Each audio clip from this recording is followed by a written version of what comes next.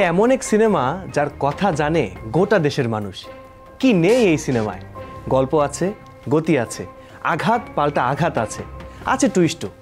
এরপরে যখন একটু ঝিমিয়ে পড়লো তখন আবার নতুন মোড়। এমন সিনেমা দেশের মানুষ দেখেননি কখনো। যেন অবাক করা এক পারফরমেন্স, কেউ ভিলেন তো কেউ নায়ক, পর মুহূর্তে ভিলেনই নায়ক, আবার নায়কই ভিলেন। ওহ, এই এক নতুন দিনের সিনেমা।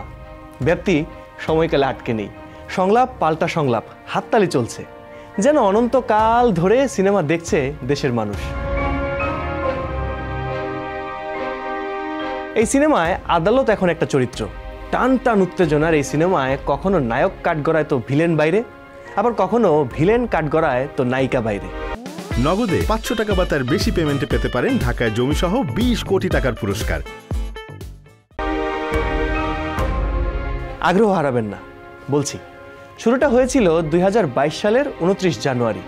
বাংলাদেশ চলচ্চিত্র শিল্পী সমিতির 2022-24 মেয়াদের নির্বাচনের ফলাফল ঘোষণা হয় এদিন ভোর 5:50 জায়েদ খানকে সাধারণ সম্পাদক পদে নির্বাচিত ঘোষণা করেন তৎকালীন প্রধান নির্বাচন কমিশনার পীরজাদা শহীদুল হারুন। অন্যদিকে ফল প্রত্যাখ্যান করে জায়েদ খানের বিরুদ্ধে অভিযোগ সহ আপিল বোর্ডে চিঠি দেন নিপুণ। 5 ফেব্রুয়ারি আপিল বোর্ড জায়েদ খানের প্রার্থিতা বাতিল করে নিপুণকে চলচ্চিত্র শিল্পী সমিতির সাধারণ সম্পাদক ঘোষণা করে। জনাব জায়েদ খানের প্রার্থিতা বাতিল হয়। অপর সাধারণ সম্পাদক প্রার্থী 163 ভোট প্রাপ্ত জনাব নিপুণকে বিনা প্রতিদ্বন্দ্বিতায় নির্বাচিত ঘোষণা করেন। সত্যের জয় হয়েছে, আপনারা আমার জন্য দোয়া করবেন। বিষয়টি মানতে পারেননি পরপর 2 বারের নির্বাচিত সাধারণ সম্পাদক জায়েদ খান। রিট করেন উচ্চ আদালতে। শুরু হয় নায়ক নায়িকার দ্বন্দ্ব। নিপুণও বসে থাকেননি, নেমেছিলেন একদম কোমর বেঁধে। এরপর চেম্বার জজ আদালত আপিল বিভাগে ঘুরতে থাকে বিষয়টি। পরে এক আদেশে সাধারণ সম্পাদকের দায়িত্ব পান নিপুণ আক্তার।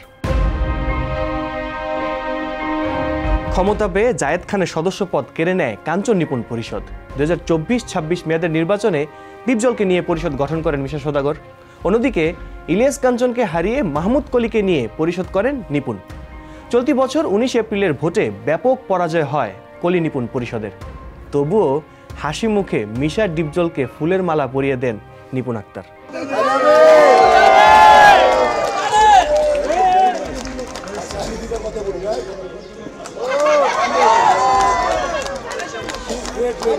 নগদে 500 টাকা বা তার বেশি পেমেন্টে পেতে পারেন ঢাকায় জমিসহ 20 কোটি টাকার পুরস্কার।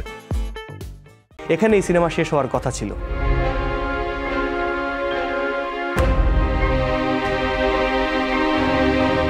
শপথ নিয়ে দায়িত্ব পালন করছিল মিশা ডিপজল পরিষদ। নির্বাচনে হেরে ব্যক্তিগত কাজ নিয়ে দেশের বাইরে চলে যান নিপুণ। ফিল্মপাড়ায় তখন হাওয়া বদলের খেলা। শোনা যাচ্ছিল নিপুণ সমর্থিত শিল্পীরা ভিড়বেন মিশা ডিপজল পরিষদে। হয়েছেও তাই। তবে তার আগে শিল্পী সমিতিকে হাইকোর্ট দেখালেন নিপুণ আক্তার। 2 বছর আগের ঘটনার পুনরাবৃত্তি। তবে নায়কের জায়গায় এসেছে ভিলেন, অর্থাৎ ডিপজল নিপুণ। যা দেখার দেখছো অনেক, কেস খেলবা, আসো, যেটা খেলার মন চাই সেটাই খেলো। ডিপজলকে মালা দিয়ে বরণ করে নেয়ার 25 দিন পর শিল্পী সমিতির 2024-26 মেয়াদের নির্বাচন বাতিল চেয়ে হাইকোর্টে রিট দায়ের করেন নিপুণ। গল্প মোড় নেয় ভিন্ন দিকে। 15 মে করা রিটে মিশা ডিপজলের নেতৃত্বাধীন কমিটির দায়িত্ব পালনে নিষেধাজ্ঞা চাওয়া হয়।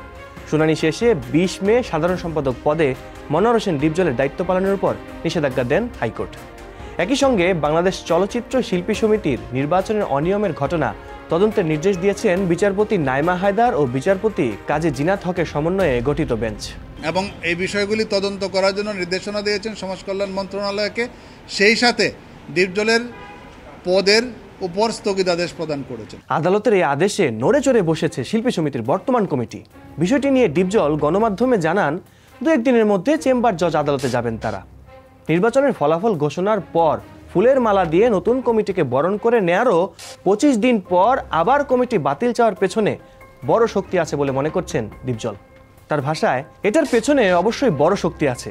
যেহেতু দেশের বাইরে থেকে নিপুণ এসব করছে, সেহেতু বুঝতে হবে তার পেছনের হাত লম্বা।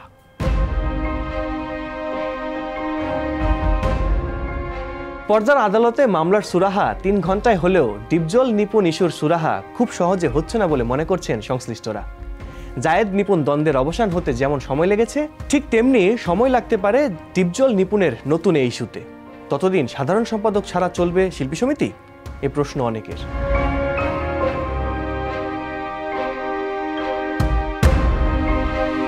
এই সিনেমা যে এখনই শেষ হচ্ছে না এটা নিশ্চিত। আরও কতদিন ধরে এই বিনা টিকিটের সিনেমা বাংলার মানুষ দেখবে সেটাও কিন্তু অনিশ্চিত। মনে প্রশ্ন জাগে, সিনেমাহীন এফডিসি এমন সিনেমার জন্যই কি টিকে থাকবে?